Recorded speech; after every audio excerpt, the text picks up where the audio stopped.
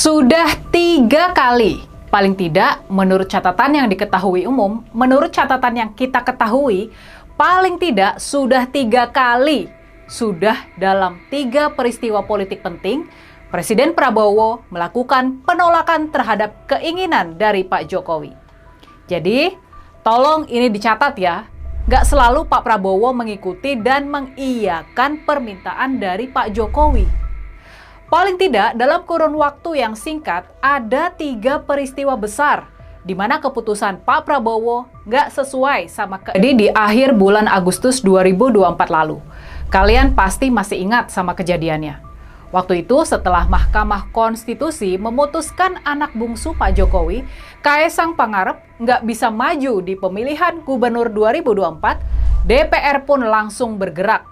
Badan Legislasi DPR bergerak buat menganulir putusan MK tersebut dan membuka kembali pintu supaya Kaesang tetap bisa maju di pemilihan gubernur. Waktu itu kalian pasti masih ingat, wakil dari pemerintahan Pak Jokowi hadir dan ikut setuju dengan hasil keputusan Badan Legislasi DPR buat mengubah Undang-Undang Pilkada dan sekaligus menganulir putusan MK. Sudah pasti, masyarakat sipil dan para mahasiswa bergejolak atas rencana wakil rakyat dan pemerintah buat mengangkangi putusan MK tersebut. Dalam semalam, demo-demo mahasiswa dan masyarakat sipil berhasil digerakkan. Waktu itu, selebritis dan aktor Reza Rahadian bahkan tampil di atas mobil komando memberikan orasi di tengah-tengah demo buruh dan mahasiswa di depan gedung DPR MPR. Di dalam gedung parlemen ada kejadian yang juga teramat penting. Rupanya Pak Prabowo memerintahkan para wakil rakyat buat menggagalkan rancangan undang-undang pilkada yang sudah digolkan Badan Legislasi sehari sebelumnya. Rapat paripurna buat mengesahkan rumusan Badan Legislasi tersebut akhirnya diboikot sama para anggota DPR sendiri. Apa yang terjadi di Badan Legislasi, yakni meloloskan putra bungsu presiden buat maju di pemilihan gubernur. Manuver ini tentunya atas keinginan dan perintah dari Pak Jokowi. Sementara itu, penggagalan hasil kerja Badan Legislasi di rapat paripurna DPR adalah keinginan dan perintah Pak Prabowo. Inilah buat pertama kalinya kita melihat secara terbuka Pak Prabowo berbeda kemauan dan keputusan dengan Pak Jokowi. Inilah buat pertama kalinya sejak Pilpres kita melihat Pak Prabowo menolak, bahkan menggagalkan keinginan dari Pak Jokowi. Nah, kali yang kedua Pak Prabowo menolak keinginan Pak Jokowi terjadi belum lama ini, terkait dengan pemilihan gubernur Jakarta. Kita tahu dalam pilkada Jakarta tersebut, Pak Jokowi ikut cawe-cawe buat memenangkan pasangan Kang Ridwan Kamil dan Pak Suswono yang disokong koalisi gemoy Kim Plus. Kang Ridwan Kamil dan Pak Suswono kalah telak di putaran pertama pemilihan. Mas Pramono Anung dan Bang Dul Rano Karno menang dalam 1 putaran. Tapi rupanya Pak Jokowi menghendaki ada pemilihan putaran kedua. Pak Jokowi mau memaksakan adanya pemilihan putaran kedua. Tim sukses Kang Emil pun digerakkan buat melayangkan gugatan hasil pemilihan putaran pertama ke Mahkamah Konstitusi. Dari pemberitaan, kita tahu kalau Pak Jokowi sudah terbang dari Solo ke Jakarta buat bertemu 4 mata dengan Presiden Prabowo. Salah satunya buat membahas soal hasil pilkada Jakarta ini.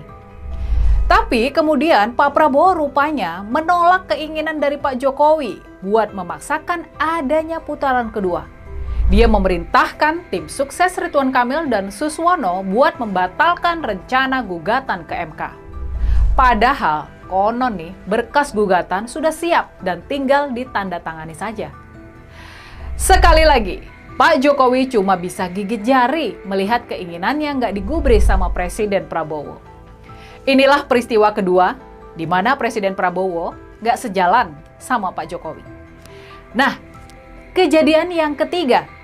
Penolakan ketiga Pak Prabowo terhadap keinginan Pak Jokowi terjadi berkaitan dengan IKN, berkaitan dengan Ibu Kota Nusantara. Ini berkaitan dengan program andalan dari Pak Jokowi. Kita tahu sebelum lengser, Pak Jokowi benar-benar tancap gas buat membereskan IKN dan mengklaim kalau ibu kota baru tersebut sudah siap buat ditempati di tahun 2024. Dia sendiri bahkan sudah sempat ngantor di sana dan upacara 17 Agustus pun dilaksanakan di IKN. Tapi soal IKN ini, Pak Prabowo rupanya menolak buat terburu-buru seperti Jokowi. Dia mau lebih realistis soal perencanaan waktu pembangunan ibu kota baru tersebut. Maka diputuskanlah kalau pemerintah berencana pindah ke IKN paling cepat di tahun 2028. Masih 3 atau 4 tahun lagi dari sekarang. Keinginan Pak Jokowi supaya kita bisa buru-buru pindah ke IKN akhirnya batal. Akhirnya gagal total. Dan lebih jauh dari itu, ini juga penting buat kita catat. Belum lama ini kita juga membaca berita kalau Pak Prabowo sudah memerintahkan penghentian sementara pembangunan jalan-jalan tol. Mungkin ini disebabkan kondisi keuangan pemerintah yang memang lagi porak-poranda. Tapi sudah pasti penghentian pembangunan jalan tol ini adalah langkah yang berani dan penting dari Pak Prabowo. Mengingat selama ini pembangunan jalan tol sudah menjadi simbol dari keberhasilan pembangunan oleh Pak Jokowi. Sekarang, proyek yang paling sukses tersebut malah dihentikan sama Pak Prabowo. Dan berarti itu dianggap nggak terlalu penting sama Pak Prabowo. Selain 3 penolakan tadi, ada satu lagi peristiwa penting yang menunjukkan kalau Pak Prabowo mulai semakin kuat menancapkan kuda-kuda pemerintahannya. Yang terakhir ini terkait dengan perombakan di jajaran TNI. Perombakan di jajaran tentara. Dari pemberitaan, kita sudah tahu kalau Pak Prabowo sudah merotasi sekitar 300 perwira tinggi di Angkatan Darat. Catatan pentingnya di sini, konon jenderal-jenderal yang selama ini dikenal dekat dengan Pak Jokowi, yakni para mantan ajudannya dan mereka yang pernah bertugas di Solo, mereka digeser dari posisi-posisi yang strategis. Mereka nggak lagi menikmati keistimewaan yang dulu diberikan di era Pak Jokowi. Nah, dari berbagai peristiwa tadi, dari 3 peristiwa penolakan tadi, dari mutasi di jajaran TNI, apa kira-kira kesimpulan yang bisa kita ambil terkait hubungan antara Pak Jokowi sama Pak Prabowo? Ya, halo teman-teman, kembali lagi dengan saya di channel ini, channel Indonesia 2045, yang membahas seputar politik, pendidikan, hingga budaya. Tadi banyak hal yang sudah kita cermati dan juga sudah kita pahami dari penyampaian Saudari Rini Budoyo.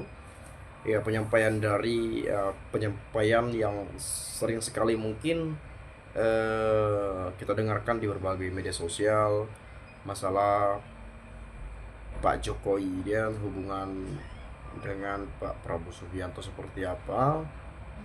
Ya, tentu kita tahu bersama teman-teman seperti apa kedekatan atau hubungan Pak Jokowi dan Pak Prabowo Subianto. Tapi tadi ada penyampaian yang mungkin ini menjadi sebuah pembahasan kita pada hari ini, yang dimana beliau mengatakan bahwa 3 kali Pak Prabowo menolak permintaan Pak Jokowi. Nah, dalam hal apa? Nah, misalnya tadi juga sudah disampaikan, ya. Dan kemudian tadi Jaksa Agung gitu ya. Dan pokoknya kalau kita melihat gitu ya, dulu sempat ada isu bahwa Pak Jokowi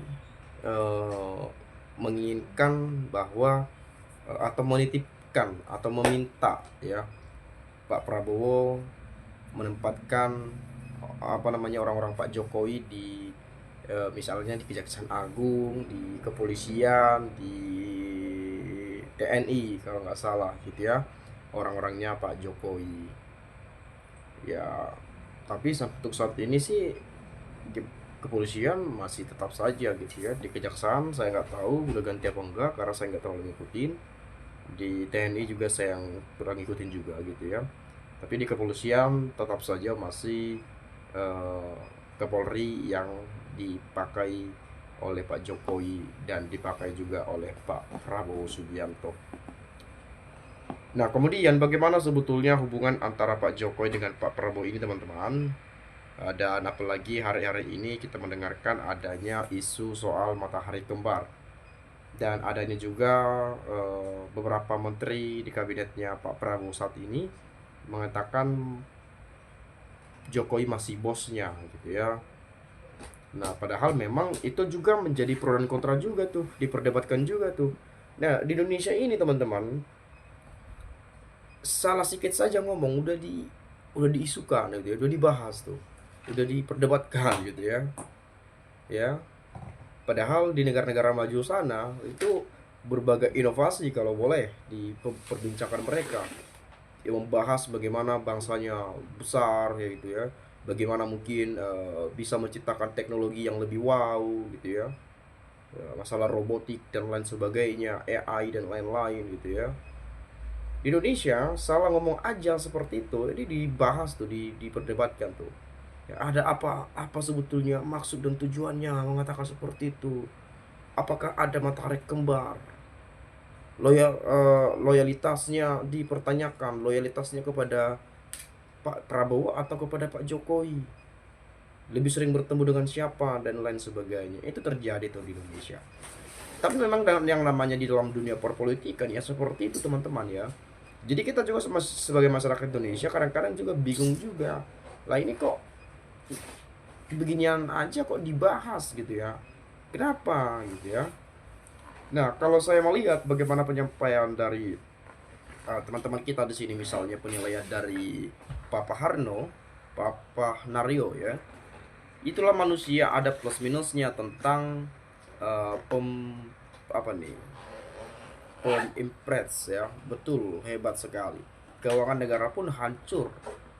Plexus bed ya, Hamkasnas ya, di apa nih, diaktirikan. Setuju nggak setuju banget saya. Pak Prabowo yang terhormat, demi kepentingan rakyat jangan dengarkan hasutan manusia yang bernama Jokowi. Nah, sering sekali mengatakan bahwa Pak Prabowo jangan dengerin ocehan Pak Jokowi, jangan dengerin Pak Jokowi.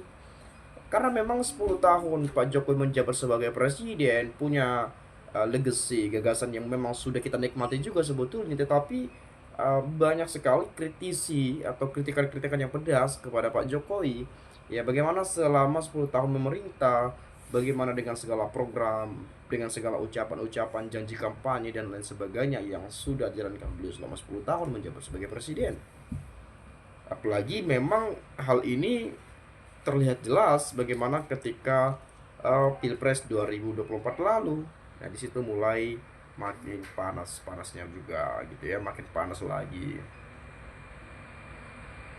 Tapi kalau kita melihat hubungan Pak Jokowi dan Pak Prabowo kan masih sangat baik sekali sampai saat ini teman-teman ya. Dan kalau kita melihat sebagai, kalau saya saja sih nggak ada soal sebetulnya. Tapi ya kalau kita mengatakan tidak apa-apa gitu ya, hubungan baik juga, itulah gunanya pemimpin-pemimpin bangsa kita bersatu untuk berdiskusi, berdialog, dan untuk memajukan bangsa dan negara kita. Kalau itu sih nggak masalah. Tapi kalau hanya untuk hal-hal yang lainnya ya, terkait kepentingan-kepentingan kelompok, kepentingan-kepentingan perorangan, kepentingan-kepentingan diri sendiri, itu jangan sampai. Karena kita juga percaya setiap pemimpin pasti punya plus minusnya gitu ya. Tapi tergantung juga kita bagaimana melihatnya, bagaimana memandangnya, bagaimana menilainya. Nah, itu yang perlu ya. Kemudian tidak menyangka Jokowi itu serakah banget, seolah-olah Indonesia ini punya bapak moyangnya. Jokowi itu harus diadili. Nah, Pak Jokowi kan banyak sekali mengatakan adili Jokowi gitu ya. Tapi sampai sekarang tak ada tuh diadil-adili itu sampai sekarang. Nah, bukti makan aja ingat Jokowi sampai ajak makan Prabowo nolak, tapi ke Solo cari Mulyono. Semar mana mungkin bisa pisah dengan Petruk sama tim main Lenong ketoprak. Belum kelihatan bisa berdiri di kaki sendiri, masih bawa-bawa Jokowi. Buktinya ASN sudah ada yang pindah ke IKN. Kita lihat ke depannya saja, kita sudah pasrah, kita rakyat kecil sudah hancur lebur karena Pak Joko sudah tidak percaya pada hukum Indonesia. Bagus, Bapak-bapak Prabowo, mana yang mana salah, pasti ambil yang benar, tidak mau mengikuti yang salah, yaitu ide Jokowi. Setiap pemimpin itu berbeda, tapi keberhasilannya itu dari bawahannya yang bekerja amanah dan patuh dengan hukum, dan pemimpin yang tegas dan berani karena benar dan berani menindak yang salah, jiwa bersih dan adil di segala bidang. Ganti dan tidak para pejabat di era Jokowi yang melanggar hukum dan memperkaya diri sendiri hasil rakyat untuk negara. Jadi memang ya itu tadi, orang-orang yang memang punya indikasi melakukan tindak kejahatan ya udah disingkirkan saja ya. Jangan karena nggak enak sama Pak Jokowinya ini dipakai terus. Jadi jangan sampai seperti itu. Itu mungkin maksud dari komentar tersebut ya. Nah, mungkin itu saja teman-teman. Kalau ada pendapat lain atau sudut pandang yang berbeda, ya silakan juga sampaikan di video ini agar nanti kita juga bisa bertukar pikiran antar satu dengan yang lainnya. Itu saja. Sekali lagi terima kasih saya ucapkan. Salam NKRI harga mati.